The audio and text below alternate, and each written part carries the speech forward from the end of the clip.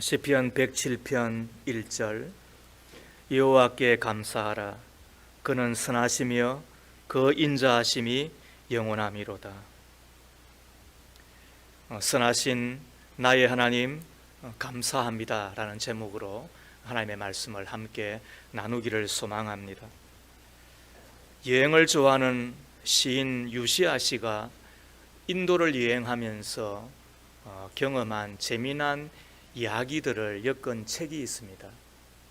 그 책의 한 대목에 보면 이런 내용 하나가 소개되고 있는데, 시인 유시아 씨가 여행하던 도중에 오래되고 낡은 여인숙을 방문했다고 합니다. 여인숙 주인 되는 노인이 손님을 맞으며 숙박을 결정하기 전에 방을 한번 둘러보십시오 한 거지요. 노인과 함께 방을 둘러보는데 큰 쥐 한 마리가 나온 겁니다. 얼마나 놀랬겠습니까? 그러나 몸은 지쳤고 또 밤은 어두워 가니 어쩔 수 없이 우리나라 돈으로 1,500원 50루피의 돈을 지불하고 그 방에서 웅크리고 잠을 잤습니다. 지친 몸 잠에 떨어져 아침에 깨었는데 깜짝 놀라지 않을 수가 없었어요. 배냥이 쥐에 의해서 엉망이 되었는데 쥐가 들어와 덜 쑤셔 놓은 겁니다. 배냥은 구멍이 나고 또 입었던 스웨터는 갉아 먹었던 거지요. 주인을 불러서 항의를 했습니다. 그 이야기를 다 들은 주인이 한 이야기가 다음과 같습니다. 신이 주신 성스러운 아침에 불평으로 시작하지 마시오. 이미 일어난 일에 대하여 불평한다고 해서 무엇을 얻을 수 있겠소? 당신이 할 일은 그것으로부터 무언가를 배우는 것이요. 나는 지금까지 20년 넘게 여인숙을 운영해 왔는데 늘 두 부류의 사람이 있었어. 한쪽은 언제나 불평을 해대는 사람이고, 다른 한쪽은 똑같은 상황에서도 늘 즐거워하는 사람들이요. 당신이 인도에 온 것은 여행을 하러 온 것이지 불평을 하러 온 것은 아니지 않소. 꼭 도사 같은 이야기죠. 아무튼 그 이야기를 들려준 겁니다. 그 이야기를 다 듣고 더 이상 할 말이 없어서 옥상으로 올라갔는데, 옥상에 올라가 보니까 다른 외국인 투숙객들이 일광욕을 즐기고 있었습니다. 똑같은 환경에서 잠을 잤는데, 어떤 사람은 환경을 불평하기보다는 그 환경 가운데서도 즐거워하며 그리고 인생의 낙을 누리며 살고 있더라는 것입니다. 그때 이 시인 루시아가 한 가지를 깨닫게 됩니다. 환경이 문제가 아니라 내 안에 있는 마음이 문제구나. 내가 어떤 마음을 갖느냐에 따라서 환경을 새롭게 느낄 수 있구나. 이것이 그가 그 여행 중에 깨달은 하나였습니다. 오늘 시인은 바벨론 포로에서 돌아오게 된 사실로 인하여서 감사하고 있습니다. 여호와께 감사하라. 그는 선하시며 그 인자하심이 영원함이로다. 그러나 실제적으로 이 시인이 노래하는 것만큼 감격적으로 감사할 만큼의 처지가 아니었을 겁니다. 생각해 보십시오. 70년 바벨론 포로 생활을 마치고 예루살렘, 자기의 고향, 그리고 본토로 돌아왔을 때에 손에 가지고 있는 것이 뭐가 있었겠습니까? 역사에 의하면 고레스라고 하는 바사 제국의 그 왕에 의하여서 칙령이 내려지고 그리고는 예루살렘 성전을 재건해도 된다라고 하는 이야기를 듣고서 갑자기 떠나게 됩니다.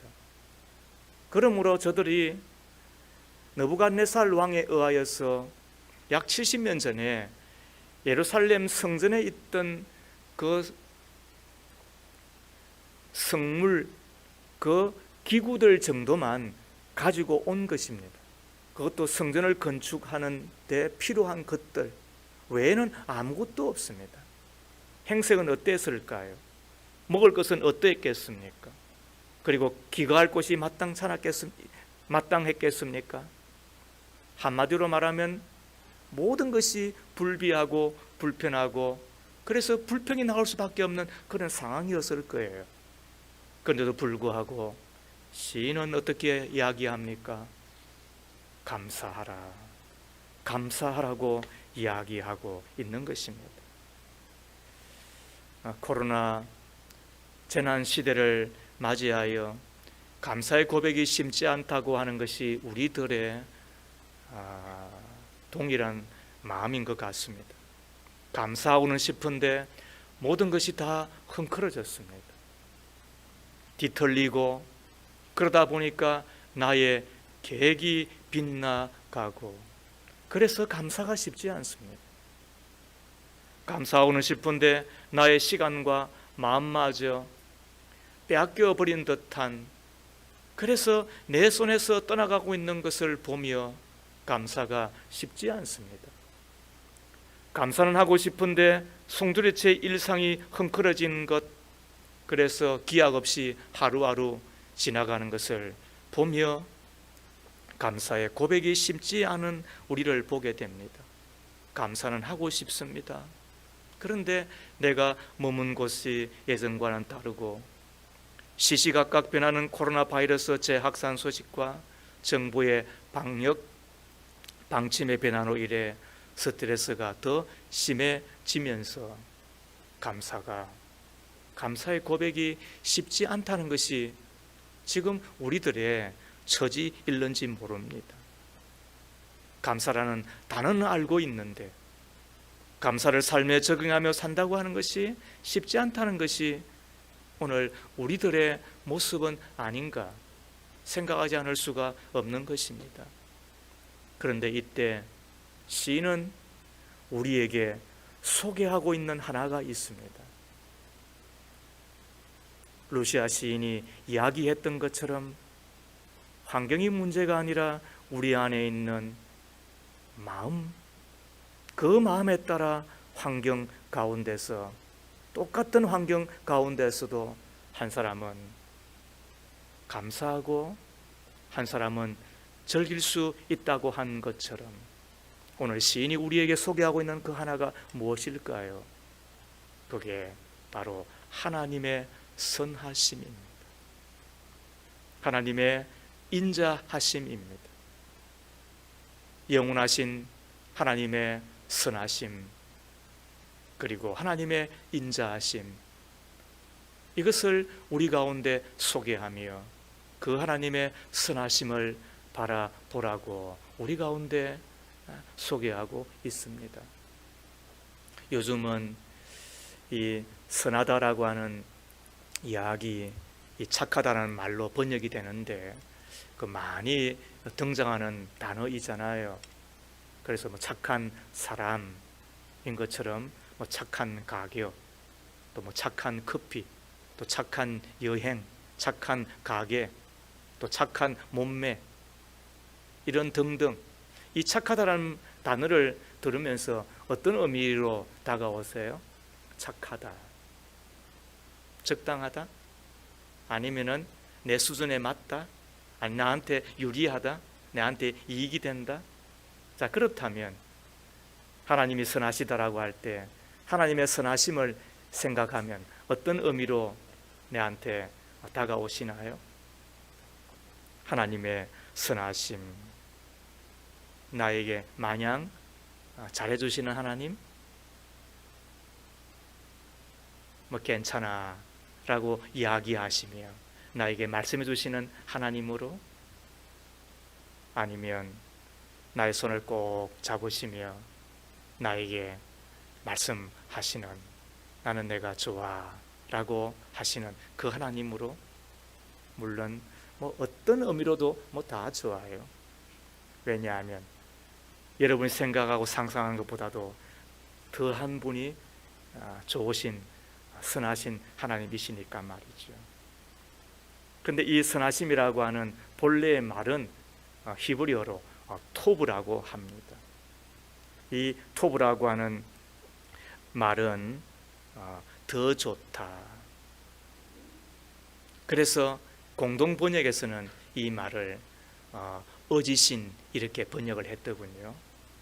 그런데 이 해답이 우리가 읽었던 이 시편 107편 9절에 기록이 되어 있어요. 그가 사모하는 영혼에게 만족을 주시며 줄인 영혼에게 좋은 것으로 채워 주심이로다. 좋다는 의미가 뭐라고요? 만족해 하심이, 그 다음에 좋은 것으로 채워 주신다는 뜻인 거예요.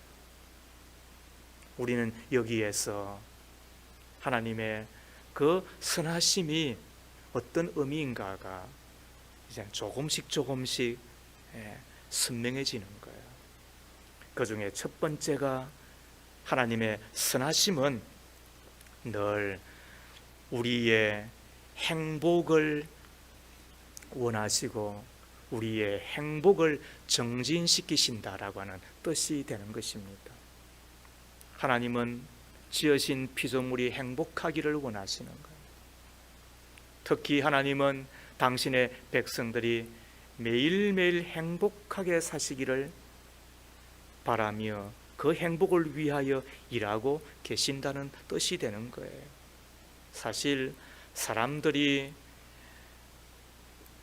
타인을 향하여서 행복하기를 바란다고 하는 의미는 맞는 말이기도 하지만, 그러나 대부분은 그렇지 않은 경우들이 많이 있잖아요.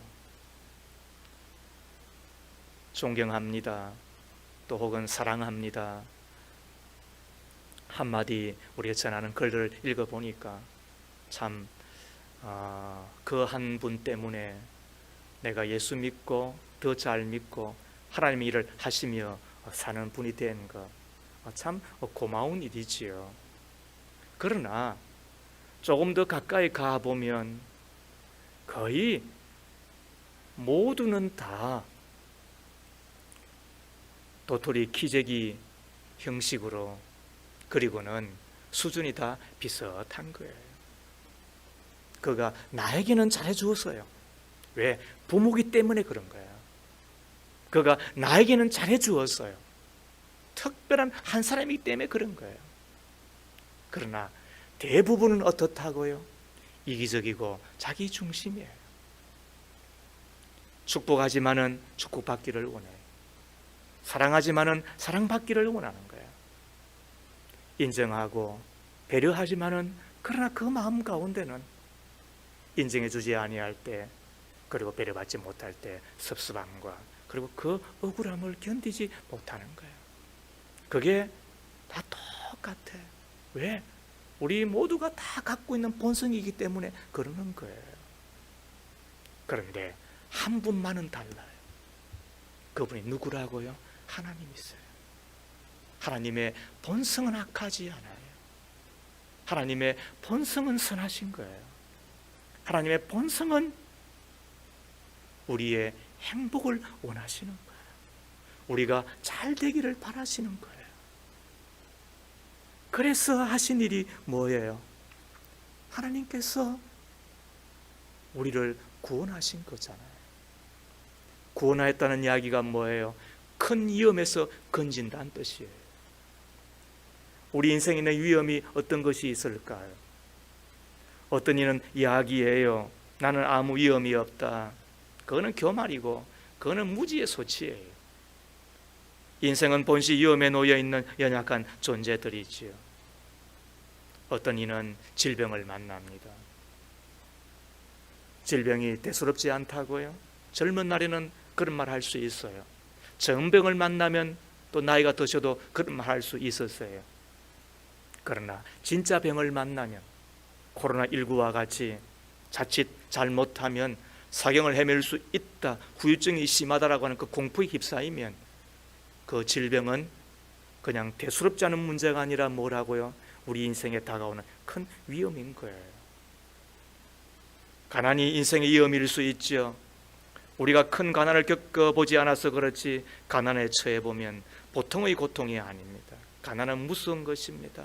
그래서 가난은 위험한 거예요. 이별도 위험이고 전쟁도 위험이고 그리고 불확실한 미래도 위험이죠. 요즘은 사람도 얼마나 위험한지 모르겠어요. 그러나 이와 같은 질병이나 가난이나 이별이나 전쟁이나 불확실한 미래나 그리고 사람, 이 등등은 어쩌면은 내가 이 세대에 그리고 나의 당대에 겪는 것으로 불과한 거예요. 그리고 지나가는 거예요. 그렇지만은 우리에게 다가오며 그리고 우리를 만났을 때에 영원히 떠나지 않는, 그래서 너무나 무서운 위험 하나가 있어요. 그게 뭘까요? 그거는 지옥인 거예요. 그래서 지옥은 한 번쯤도 가서는 안 되는 거예요. 물 한 방울에 긍휼도 없는 곳, 그것은 악한 자의 마귀를 위하여 예비된 곳이라고 그렇게 말씀하셨던 곳이 그게 지옥인 거예요.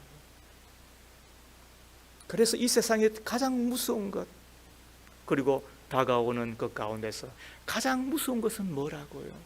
그거는 지옥인 거예요. 지옥만큼 더 무서운 것은 없는 거예요. 그 가장 무서운 그 지옥에서 나를 건지는 것이 뭐다? 그게 구원인 거예요. 오늘 시인은 2절 이하 3절 4절에서 그 바벨론에서 경험하였던 그 지옥과 같은 것을 하나님께서 구원하여 주신 것을 인하여 감사하고 있거든요. 오늘 우리 가운데 있는 가장 큰 위험은 바로 그 지옥에서 나를 건지시는 것, 그 구원을 위해 이 땅에 오신 분이 예수 그리스도이시잖아요. 예수님은 우리 인류를 위해 구원하시기 위해 이 땅에 오셨고, 그리고 그 일을 위해 십자가에서 달리셨죠. 그곳에서 피를 쏟으시며 그리고 모든 몸의 물방울을 다 쏟으시면서까지 한 손으로는 나의 손을 붙들고 그리고 또 한 손으로는 하나님의 손을 붙들고 붙든 나의 손을 향하여 나를 향하여 얘들아, 이제부터는 하나님의 손을 놓지 말거라, 그렇게 당부하시고 하나님의 손을 붙들고 하나님을 향하여서는 하나님, 저들의 죄를 용서해 주십시오. 제가 저들의 죄를 위하여 피 흘리고 내가 살을 찢었으니 저들의 죄를 다 도말해 달라고 그렇게 변론해 주셨던 곳이 어디라고요? 그게 십자가잖아요. 그래서 그 십자가에서 우리는 하나님의 선하심의 극치를 보는 거예요. 좋으신 하나님, 나의 행복을 위하여서 가장 좋은 것을 주시기를 기뻐하시는 하나님의 그 아버지의 마음을 우리는 어디서 본다고요? 그 십자가에서 우리는 예수님을 통하여 보게 되는 거예요. 모든 인류는 하나님을 만나면 두려워해요. 그러나 예수님을 통하여 만난 하나님은, 우리는 그분을 나의 행복을 위하여 다가오신 좋으신 하나님, 어지신 하나님이라고 부를 수 있는 거예요.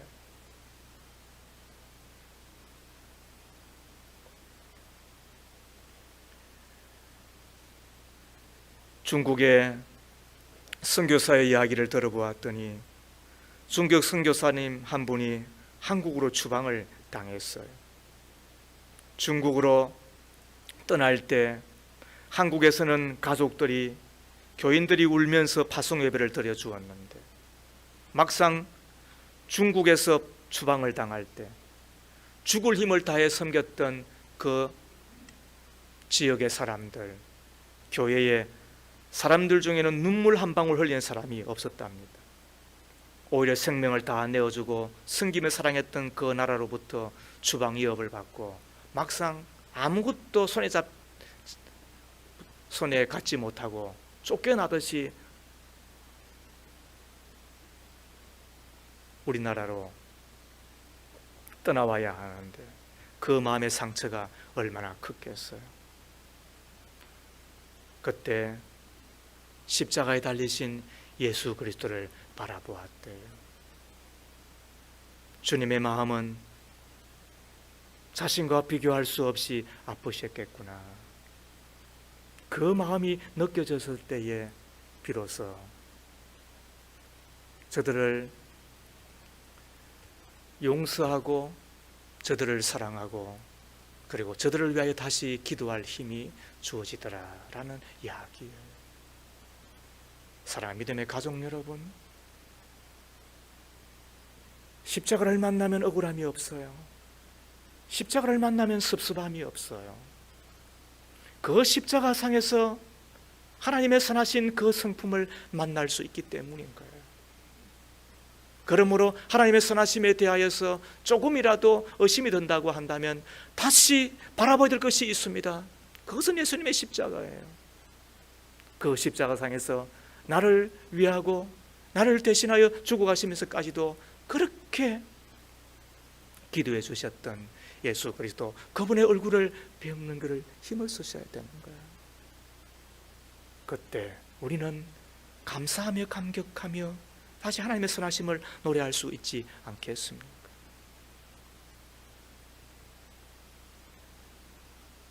두 번째로 이 하나님의 선하심이라고 하는 이야기는 그 지으신 피조물을 향해서 호의를 가지고 있다는 뜻이에요. 이것이 하나님의 선하심이에요. 호의라고 하는 뜻이 뭐예요? 호의는 좋은 뜻이에요. 다시 이야기하면 내가 잘해주겠다라고 하는 그런 뜻인 거예요. 하나님은 언제 어디서나 누구에게나 좋은 뜻, 선한 뜻, 호의를 가지고 계시는 분인데 그것이 어떻게 가능하냐 하면 하나님의 속성상 나쁜 뜻을 가질 수 없기 때문인 거예요. 마귀는 나쁜 뜻만 있는 거예요. 그러나 하나님은 좋은 뜻만 가지고 있는 거예요. 그게 하나님의 성품이에요. 그게 하나님의 선하심이에요. 그래서 하나님을 믿지 않는 사람을 위해서도 하나님께서는 햇빛과 비와 공기를 공평하게 공짜로 주신다라고 이야기하고 있으시잖아요. 그렇다면 하나님의 자녀된 우리는 어떤 대우를 받을까요?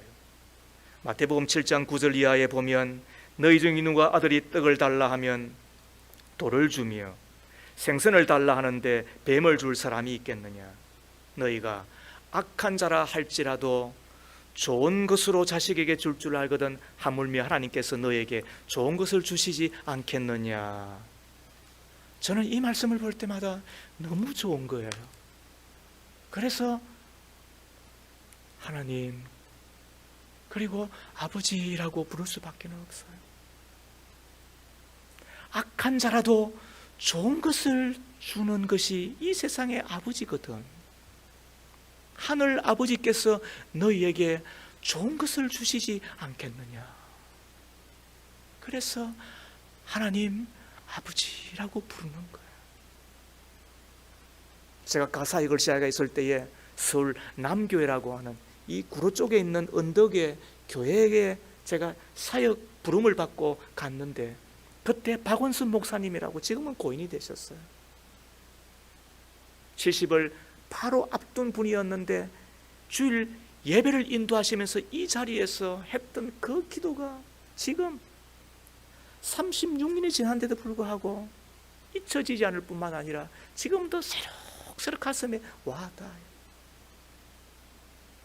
아버님, 하나님을 향하여 그렇게 부릅디다. 처음에는 좀 속이 니글니글 거렸습니다. 그런데 이제는 그것이 중심이며 진심이며, 그리고 그 마음이 얼마나 간절한 마음이었는지, 그것이 얼마나 감격하며 감사한 마음이었는지 한번 따라해 보십시다. 아버님, 아빠라고 한번 불러볼까요? 아빠, 아버지. 그래서 아버님이 되는 거예요.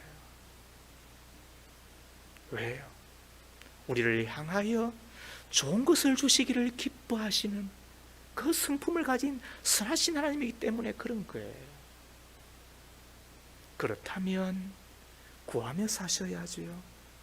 무엇이든지 구하며 사셔야지요. 오늘 시편 기자의 이야기를 들어보십시오. 4절 이하, 그들이 광야 사막길에서 방황하며 거주할 성읍을 찾지 못하고 줄이고 목이 말라 그들의 영혼이 그들 안에서 피곤하였도다. 이에 그들이 근심 중에 여호와께 부르짖음에 어떤 일이 일어났다고요? 그들의 고통에서 건지시고 바른 길로 인도하사 거주할 성읍에 이르게 하셨도다.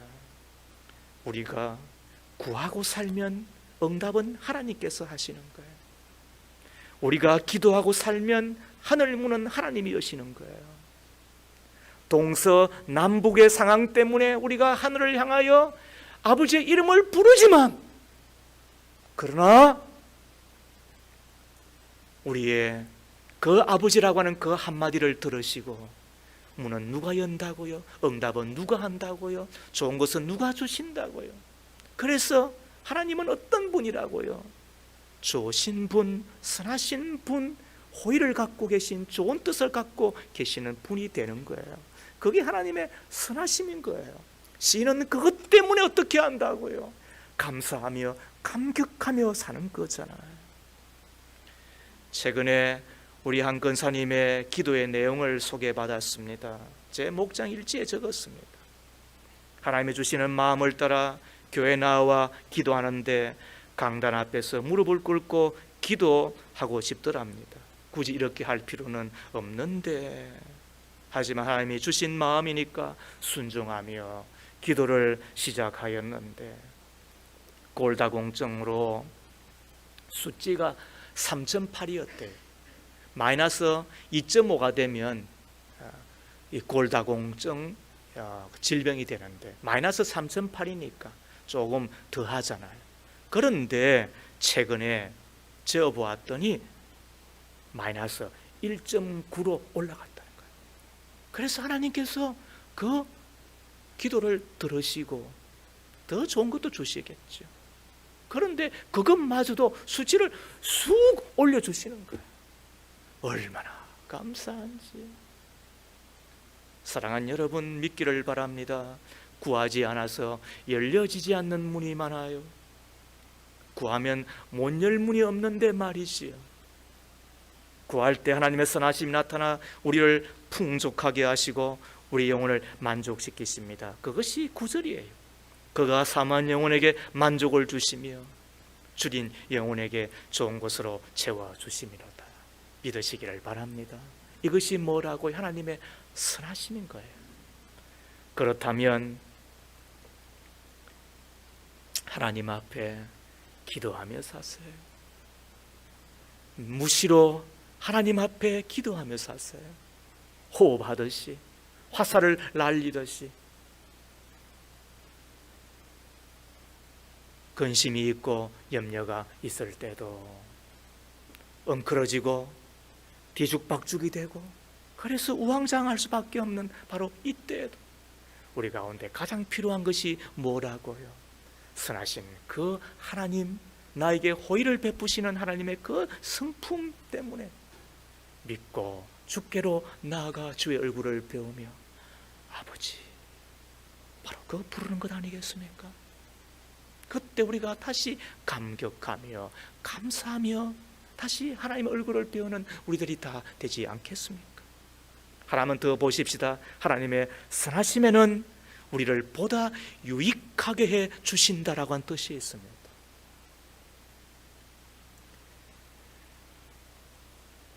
미국 대통령 선거가 초미의 관심사 가운데 끝이 나고 아직까지 한쪽에서 승복을 하지 않으니까 조금 그 결과를 기다리는 듯 합니다만, 그러나 거의 세계는 다 그를 당선인으로 지금 인정하고 또 축하하고 있습니다.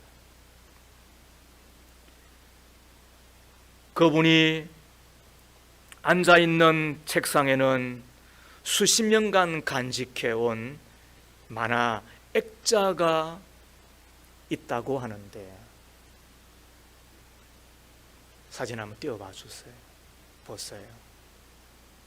오른쪽이 조 바이든이라고 하는 미 대통령 당선인이고, 그리고 그 노트북 뒷면에 뭐가 있다고요?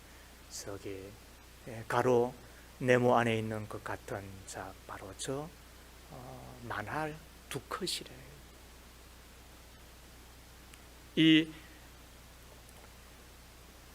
만화는 미국의 유명한 작가 딕 브라운이라고 하는 사람의 공포의 헤이가르라고 하는 작품입니다. 주인공인 헤이가르가 거칠지만 가정적인 바이킹이라고 하네요. 그가 자신이 탄 배가 폭풍 속에서 벼락에 맞아 자초하자 신을 원망하며 하늘을 향해 외치는 것입니다. Why me? 왜 나에게 이런 일이? 그때 그 소리를 들었는지 바로 위에 계신 신 하나님이 이렇게 말합니다. Why not? 왜 너에게 이런 일이 나면 안 되는데? 왜 나에게 이런 일이? 왜 나에게 이런 일이 일어납니까?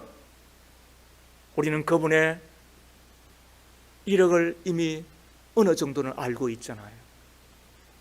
그의 나이 30세가 되었던 1972년 그 해에 최연소로 미 상원 의원에 당선이 되었는데, 그와 동시에 교통사고를 당하여 세 자녀를 둔 자기의 아내, 그렇게도 사랑하는 자기의 아내가 그 자리에서 죽고, 그리고 막내 딸이 그 자리에서 또 죽게 됩니다.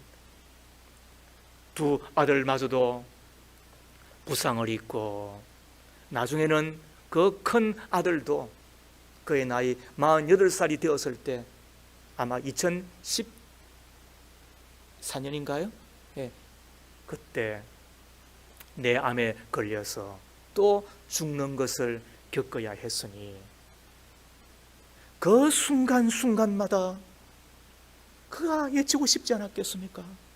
Why me? 왜 나에게 이런 일이 일어납니까? 왜? 그런 캐톨릭 신자더군요. 그리고 하나님을 믿는 사람인 것 같아요. 그 모습을 지켜보았던 자기의 아버지가 말로 할 수 없는 그 아버지의 마음을 가지고, 말을 한다고 하더라도 어떻게 자기 안들을 그 처지에서, 그 형편에서 건져낼 수 없다는 것을 아는 그의 아버지가 선물했던 것이 저 만화라고 하더군요. Why me? Why me? 왜 나에게? 원망하며 뿐만 아니라 하나님에게서 떠나고 싶은 그 마음이 절절히 일어나는 그때에 아버지는 하나님의 그 마음을 가지고 그에게 그 액자를 주었다고 합니다. 그때 하나님의 대답은 무엇이었다고요? Why not? 왜? 너에게 이런 일이 나서는 왜 안 되는데? 그러고 난 이후 약 50년을 지난 지금 그가 미국 대통령 당선이 되었을 때 그 당선 소감의 일성이 이루어졌음을 기억합니다. 세계에서 다시 존경받는 나라를 만들겠습니다. 그렇게 했으면 좋겠고, 또 그것이 진심이었으면 좋겠고, 그래서 그 덕을 우리도 보았으면 좋겠고, 그래서 미국이 세계 그리고 온 나라의 평화뿐만 아니라 그 하나님의 나라가 임하는 것에 조금이라도 그 역할을 하는데 우리 조 바이든이 역할을 했으면 좋겠는데, 처음부터 그가 그런 성품이었겠습니까? 착한 구석이 있었겠죠. 어떻게 그가 그런 댐댐의 사람이 되었겠습니까? 좋은 사람이었겠죠. 인물은 떡잎부터 안다고 했으니까. 그러나 그는 그런 사고와 그런 고통과 그런 아픔과 한 사람이, 한 인생이, 한 가정이 평생을 한두 번 겪지 않을 그 일을 여러 번 겪으면서 그가 그 속에서 다시 다듬어지고, 그리고는 만들어지고, 그리고 그가 성숙한 것 아니겠습니까? 그는 그 만화를 통하여 두 가지를 배웠다고 합니다. 하나는 이런 누구든 다 겪는다. 그리고 또 하나는 이런 일 때문에 내가 겸손해졌다. 겸손이 무엇입니까? 바로 그 아래 머문다는 뜻입니다. 그래서 겸손은 늘 인내와 함께 동반하는 것입니다. 하나님 아래도 머물고, 사람 안에도 머물고, 사건 안에도 머물고, 그리고 세상 만사 당하는 그 일들 앞에서 요시야 시인이 바로 그 네팔에서 만났던 도사와 같은 그 노인의 말처럼 이곳에 여행을 와서 불평할 일이 무슨 일이요? 불평할 일이 뭐가 있어? 당한 일은 그 일을 통하여서 배우면 되는 것이지. 우리는 그래서 로마서 8장 28절 말씀을 우리는 다시 고백하지 않을 수가 없습니다. 우리가 알거니와 하나님을 사랑하는 자 곧 그 뜻대로 부르심을 입은 자들에게는 모든 것이 합력하여 선을 이루느니라. 모든 것이 합력하여, 모든 것이 서로 작용하여 좋은 결과를 이룬다라고 이야기했는데, 그 모든 일에는 좋은 일도 있겠지만 내가 생각한 보다도 훨씬 좋지 않은 일이 있을 것이고, 순경도, 경찰을 이야기하는 게 아니고 순경도 있겠지만 역경도 있겠지요. 그 모든 것을 다 조절하여, 그것이 합동하여 한 뜻인데, 우리 가운데 선이 되게 하시고, 우리 가운데 복이 되게 하시고, 우리 가운데 열매가 되게 하시고, 우리 가운데 유익이 되게 하시는 분이 누구다? 하나님이시다. 그래서 우리가 할 일은 뭐다? 그분을 그냥 붙들고 사는 것밖에 없는 거잖아요. 그분을 그냥 붙들고 사는 것밖에 없잖아요. 하나님의 사람들이 사망의 엄청난 골짜기를 다 다녔습니다. 코로나19 이 또한 지나갈 것이지만 그러나 당할 때는 고통스럽죠. 우리 믿음의 사람들, 믿음의 선진들 가운데서 그와 동시 겪은 사람들이 누가 있습니까? 다윗도 사망의 엄침한 골짜기를 겪었습니다. 요셉도 사망의 엄침한 골짜기를 겪었습니다. 그러나 그때마다 그들이 잊지 않았던 것이 있습니다. 마음으로 바라보았던 것이 있습니다. 붙드는 것이 있습니다. 그것은 자기의 아버지가, 자기의 할아버지가, 그리고 자기의 믿음의 선진들이 자기의 삶으로, 간정으로 보여주었던, 하나님은 여전히 선하시다라고 하는, 하나님은 너의 행복을 위하고 그리고 너희를 향하여 호의를 갖고 계실 뿐만 아니라 하나님은 이 모든 것을 통하여서, 이 모든 것을 통하여서 너를 유익하게 하실 것이라고 하는 그 하나님을 만났기 때문에 그 사망의 엄침한 골짜기 가운데서도 하나님의 선하심을 기억하고 하나님의 그 인자심을 기억하고 하나님과 동행하였더니 그 사망의 골짜기가 뭐가 되었다고요? 실만한 골짜기가, 실만한 물가가 되었고, 그 죽음과 같은 바로 그 터널이 변하여 푸른 초장이 되었음을 믿으시면 아멘 하십시다. 그래서 세브란스 병원에 심장병동이 있는데 그곳에 가면은 무명의 씨 하나가 걸려 있다는 거죠. 주님, 때때로 병들게 하심을 감사합니다. 인간의 약함을 깨닫게 해주시기 때문입니다. 가끔 고독의 수렁에 내던져 주심도 감사합니다. 그것은 주님과 가까워지는 기회입니다. 일이 계획대로 안 되게 틀어주심도 감사합니다. 그래서 나의 교만이 반성될 수 있습니다. 아들, 딸이 걱정거리가 되게 하시고 부모와 동기가 짐으로 느껴질 때 있게 하심을 감사합니다. 그래서 인간된 보람을 깨닫기 때문입니다. 먹고 사는데 힘겹게 하심을 감사합니다. 눈물로써 빵을 먹는 심정을 이해할 수 있기 때문입니다. 불의와 허위가 덕사하는 시대에 태어난 것도 감사합니다. 하나님의 의가 분명히 드러나기 때문입니다. 땀과 고생의 잔을 맛보게 하심을 감사합니다. 그래서 주님의 사랑을 깨닫기 때문입니다. 주님, 감사할 수 있는 마음을 주심을 감사합니다. 우리는 가능성이 있습니다. 하나님의 선하심 때문입니다. 오늘 우리는 어제를 되돌아 봅니다. 그 어제의 자리도 하나님은 선하심과 인자하심으로 나를 만나 주셨습니다. 그리고 오늘 나를 이끌고 오셨습니다. 그리고 오늘 우리는 추수감사 주일을 맞아 하나님의 선하심과 그 인자하심을 다시 기억합니다. 마음의 눈을 열고, 그래서 우리는 내일도 하나님의 선하심과 그 인자하심으로 나를 이끌고 나를 손을 잡고 어떤 데 나를 안으시고 나를 업으시기까지 하셔서 걸어주실 그 하나님을 다시 기억합니다. 이것이 감사입니다. 이것이 감격입니다. 그래서 나의 평생의 여호와의 선하심과 그 인자하심이 나를 따를 것이라고 하는 그 확신과 그리고 그 환희를 가지고 우리는 오늘을 또 살아가게 될 것입니다. 하나님은 선하십니다. 하나님은 나를 그리고 우리를 행복하게 해 주시기를 지금도 기뻐하십니다. 그것 때문에 구원이 일어난 것입니다. 지금도 하나님은 나를 모든 위험에서 나를 건지십니다. 하나님은 나를 향하여 호의를 갖고 계십니다. 좋은 것을 주시기를 기뻐하시고, 그리고 내가 그 좋은 것으로 복되게 살아갈 때 하나님은 너무너무 기뻐하십니다.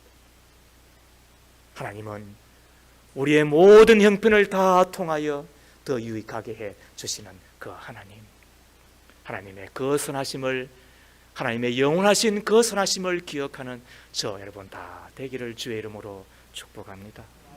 하나님,